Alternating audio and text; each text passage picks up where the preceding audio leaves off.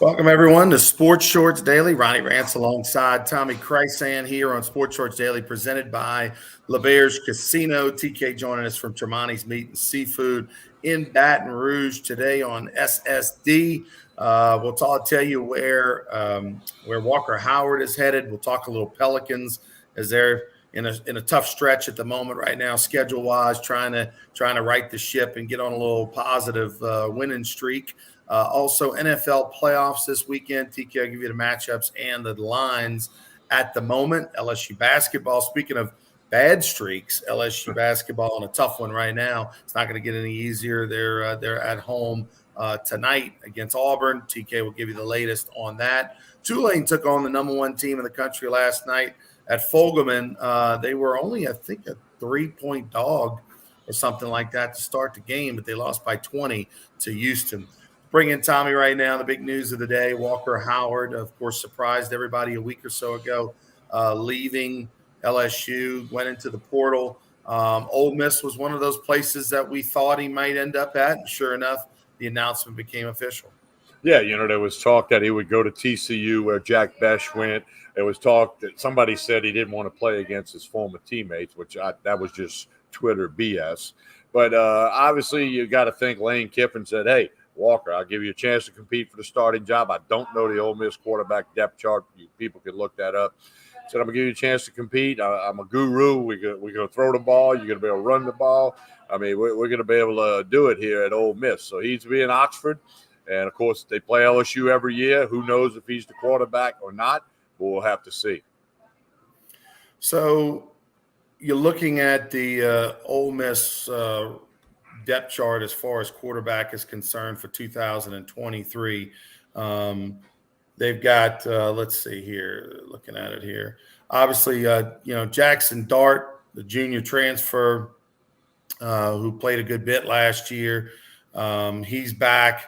But everybody else on the depth chart is somebody that on paper, they've got, I think, 5 other quarterbacks on the roster at the moment. We'll see if anybody drops, changes, whatever after this pickup. But that makes 6 quarterbacks on their roster. And, of course, really Dart being the one that he would be competing with the most there to win that job. But like I've said all along with Howard, if wherever he goes, he's going to be probably worst case scenario, a backup. Whereas if he had stayed at LSU, he'd be the 3rd string quarterback. So regardless of where he goes, he's going to move up the depth chart and be one close spot closer to playing. And obviously the backup plays more than the 3rd string. And this day and age with guys getting injured, there's a likelihood if you're the backup, you're going to maybe even start some games no matter what. So, and we've seen Lane Kiffin not be afraid to play different quarterbacks or pull the trigger. So the offense over there is much more wide open. Lane Kiffin's young, hip, and cool. If you're a kid from a private school in Louisiana, going to Ole Miss is a good place to be as far as off the field is concerned. So not shocked by this decision. It does stink, though, that he will be in the same division as LSU. Well, it's happened before. I mean, LSU's got some A&M kids. They've got some Arkansas kids. Look at Finley with Auburn. Yeah. So, I mean, and he's left there now. But, that's just part of the landscape of college football as it exists now. Now, they've tightened up the transfer portal rules a little bit. It may slow this down. But, Ronnie, I read a stat. 46% of the FBS players, that's the Power 5, that go in the portal don't find a spot to go to. They either go back to where they were or boom, football's over. So that stat somebody has compiled that data now.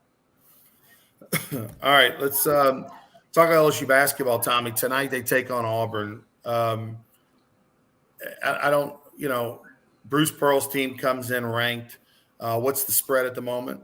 4.5. Auburn's laying 4.5. They're 14-3, 4-1 in league play. LSU's 1-4 with a 4-game losing streak in league play, 12-5 overall. And Matt McMahon suffered they took a butt whipping against Bama the other day.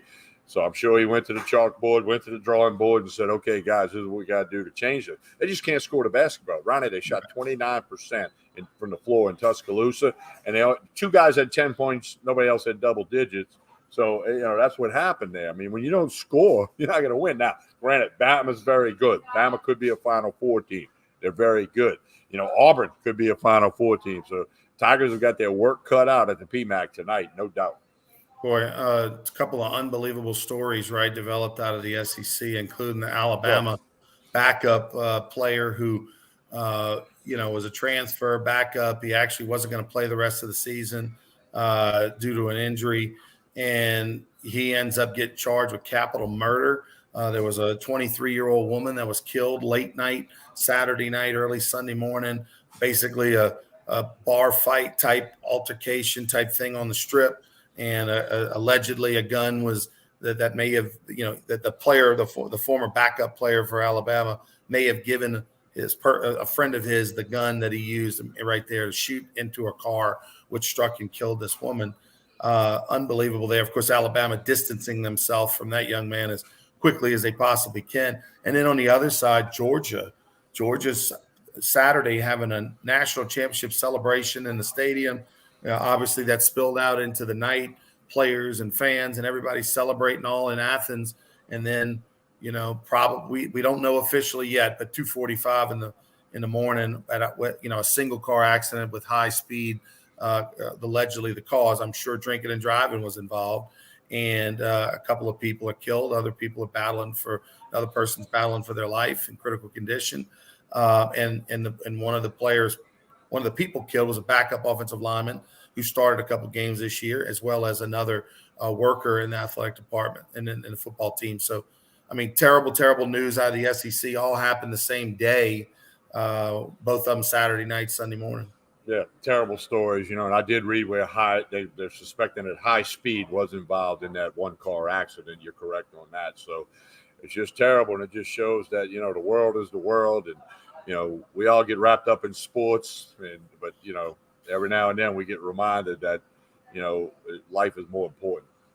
It's just unbelievable, for Georgia, the back-to-back national championships. They're in the biggest high ever. They're having this wonderful day. I mean, this is literally the night of the celebrations in that city for the national championship in Athens. And then something like this happens, and now it's just a dark cloud, and it takes away all the excitement and the fun that this week would have brought. And it's a terrible, terrible thing. And, as a coach, when you're responsible for 100+ players on your team and another, 50, 60 staff members with all the support staff, law of averages say some things like this may happen from time to time. And I just don't know how you handle it. It's just an awful, awful deal. Yeah, I wouldn't want to be in them shoes. Hopefully I never am. But, it's tough, especially the emotional swing there, as you point out. You're going, whoa, we're back to back. And then all of a sudden you get the phone call, or people, I'm sure everybody's phone was blowing up very early Sunday morning in both, Georgia and in Alabama about the situations. A little bit different, but both tragic.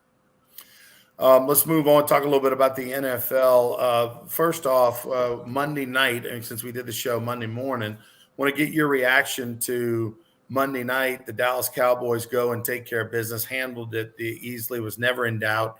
The Cowboys over the Bucks. Although the Cowboys were up, I think 6-0. The Bucks are down on the, throw an interception in the end zone, which could have given them the lead in the first quarter. You never know what might have happened had that transpired, but Tom Brady threw an interception.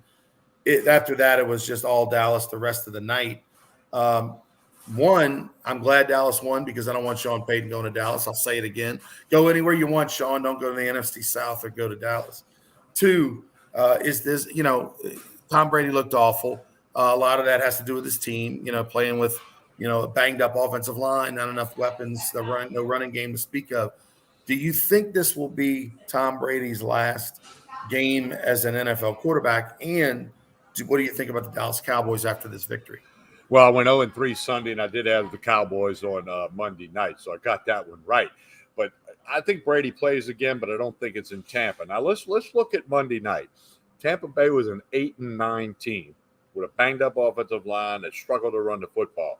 Ronnie, if I'd have told you on Sports Shorts Daily Monday morning that Brady was going to attempt 64 passes in the game, you'd have said that means they lose.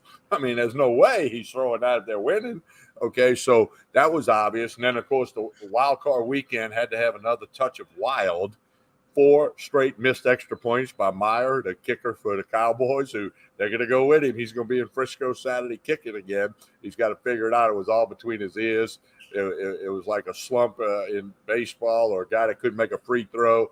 I mean, he just got between his ears and he was fried. But the Cowboys are a good football team. Do you remember on Saturday morning, Sports Yards Radio, when we were out at the Barstool Sportsbook, I said, Cowboys my pick to the Super Bowl. I think the time is just right for this. But they whipped up on a bad Tampa team. Tampa was the worst team in the playoffs, even though they got Tom Brady. Now they got to go to the 49ers where they are 3.5. The Cowboys are getting 3.5 on the road. Short week for the Cowboys, if you will. But Mike McCarthy was on radio this morning saying, short week things not bothering. This is the playoffs. We'll be ready to go. We had enough time to get ready because they played Monday night. Now they play Saturday. So, no, correct. They play Sunday. But anyway, so I think Brady, to answer your question, I think Brady plays again.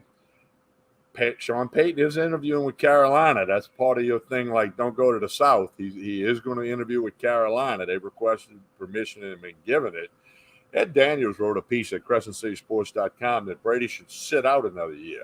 I don't know. You know, Ed's very good at what he does. I don't know where he got that from. Yeah, I'm done trying to figure out what Tom Brady's going to do. I mean, he clearly said, playing football again is worth sacrificing your family, because most people believe that played a role in he and Giselle getting divorced. And because she made it clear she wanted him to retire. And then when he unretired after a month, that was pretty much the end of that relationship. So he's proven that he'd rather play, that he'd rather sacrifice maybe potentially a family, a wedding, a marriage, to play football. So if you're going to go down that path and you're going to do that, and look, he's better than realistically, without if you just saw him play and his name wasn't Tom Brady, I would say he's and based off his body of work, particularly in the second half, particularly in the fourth quarter, I would say he's a top 20 quarterback in the NFL right now. Is that fair? I'd put him between 15 and 20. We'd have to study them all. So but that's like you said, better than a dozen teams minimal. Yeah. So, like you said, if we could in some way remove the fact that it is Tom Brady, but no, but again, but he's got good receivers. Goodwin's good. You got Julio Jones, who's a little long in the tooth. That tight end Brate's been with him for a while. But the over and under on rushing yardage for Fournette that night was 31 yards. He finished with 11. So, they didn't run the ball. And, again, he threw it 64 times. And I'm telling you, when it was 6-0, he threw that pick in the end zone. He was trying to throw that ball away.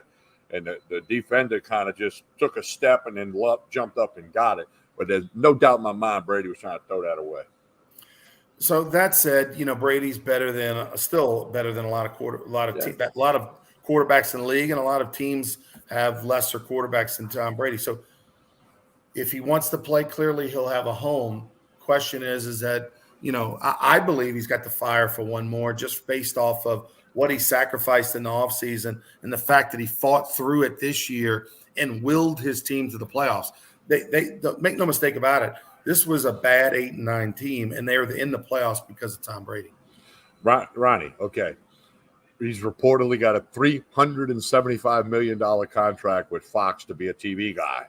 Do you say, okay, I want to go make $22 million to play football again, and Father Time's catching up with me, or do I go jump in the TV booth? I wouldn't think he needs any money. I can't imagine that he would need money, but $375 million. You don't get an offer like that too often. That offer will still be there whenever he retires. True. So you can only get the juice of playing quarterback and be the guy when you're actually playing. It changes. And look, we've seen all these other quarterbacks talk about it. The Elways and the Marinos and of the world, the Peyton Mannings, the Eli's. It's different once you retire. Yeah, you can make a bunch of money and you can live a nice, comfortable life. That's not the issue. But what drove you for all those decades and all your life is gone, and that feeling you get is gone. And so that's worth a lot. Tom Brady doesn't need money. It'll always be there when he wants it to go to work for anybody. But it's if he feels healthy enough and he still craves that juice, the NFL is the only place to get it. Yeah, I would think so. Jamie Fortenberry says Leonard Fournette's a little overrated. He's getting long in the tooth in NFL standards.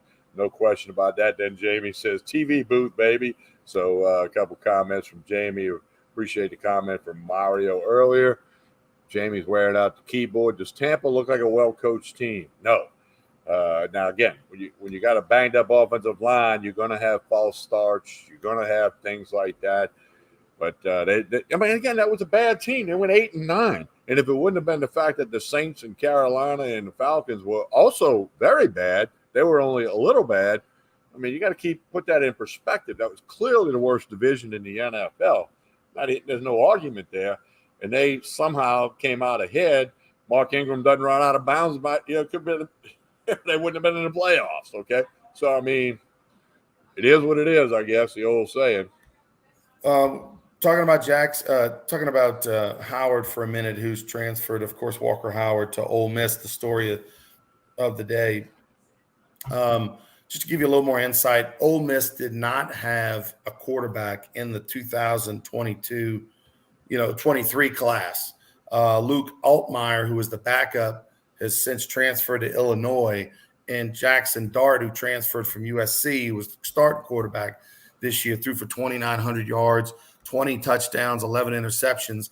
He's back, but it looks like, it looks like Howard will at minimum be the backup. But I saw Dart play a lot. He reminded me a little bit of Corral in the sense that he can run maybe better than he can throw, where obviously Howard throws better than he can run. So, I think Howard's going to go into this quarterback room at Ole Miss with a really true chance to become the starting quarterback for Ole Miss. All he's got to do is beat Jackson Dart, who's got some deficiencies. Let me ask you this question, Ronnie, and I only saw a handful of video clips. Where do you put Walker Howard's arm? Is it average? Is it slightly above average? I don't know the answer. I would put his arm above average. And accuracy, obviously, is a part of it because he threw for a gazillion yards at St. Thomas More. Yeah, no, the thing about Walker Howard is, one, he's slight, he's thin still. He still has a lot of room to get just bigger and stronger more physical. And besides that, I would say that, his arm is a very good arm. I don't know if it's elite, but it's above average for sure. And relatively accurate too, based off everything I saw a little bit in LSU and of course a lot in high school. I think he's going to be a great quarterback. It's a shame he had to leave LSU. That's just what happens these days. There's no guarantees. Guys aren't going to stick around for 3-4 years for maybe. And this is probably the best move for him, because I do believe with a spring and a summer, he's got a realistic chance of winning this job. And like I said, worst case scenario, he's going to play a lot as a backup if he's not the starter, Tommy, because like I said, Dart doesn't throw it as good as again, I'm going to go back to what I said. I'm sure Lane Kiffin sat down and said, Walker, you're going to have a chance to be the number one guy. Okay. You're going to get that chance. And if you earn it, you're going to be the guy. And then Walker Howard, who, wants to be on the field, he now knows that, hey, I got to work my tail off every day, including spring practice, summer stuff, and then fall camp to see if he can be the number one quarterback for the Ole Miss Rebels. And as you said earlier, Ryan, Lane Kiffin's been known to sprinkle another quarterback in there for a handful of snaps, just to change up the look, put the pressure on the defense. So, it's not a bad spot for Walker Howard. I get it. Like I said, it's the college football world we live in now.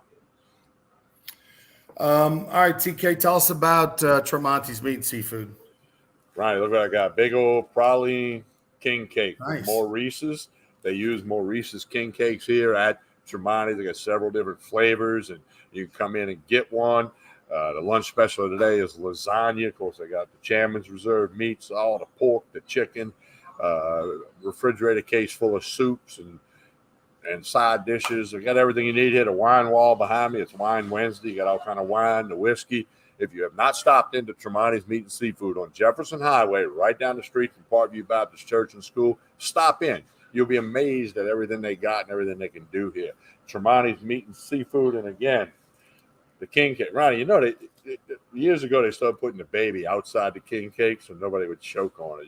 Are you aware of that? Crazy? But no, what's more crazy in New Orleans now, there's no baby in the king cake, there's a bullet. You think I'm kidding, don't you? I was in Chalmette yesterday, Ronnie. How was it? Rocky and Carlos. That's Ooh. if you know, you know. You Roast stopped beef by, po' you boy. went there? Yeah. We had a group of us with roast beef po' boy, baked macaroni with a side of red gravy, and a Barks. If you know, you know. That's where old Troy Morrow, Rocco's New Orleans po' boy, started off working there as a kid. Well, in fact, he put a comment on my post, said, bruh. I said, hey, he goes, he said, I like the veal parmesan. I said, that's what a couple other people at the table got. It's worth the ride from Baton Rouge to go get lunch at Rocky and Carlos and Chalmette, I promise you. All right, he's Tommy Christ saying I'm Ronnie Rance. We'll be back on Friday morning for more Sports Shorts Daily, presented by LeBears Casino. Go check out the Barstool Sportsbook and watch all the NFL games this weekend at LeBears Casino. For TK, I'm Ronnie Rance. Have a great week, everybody. Like and share this video. Thank you.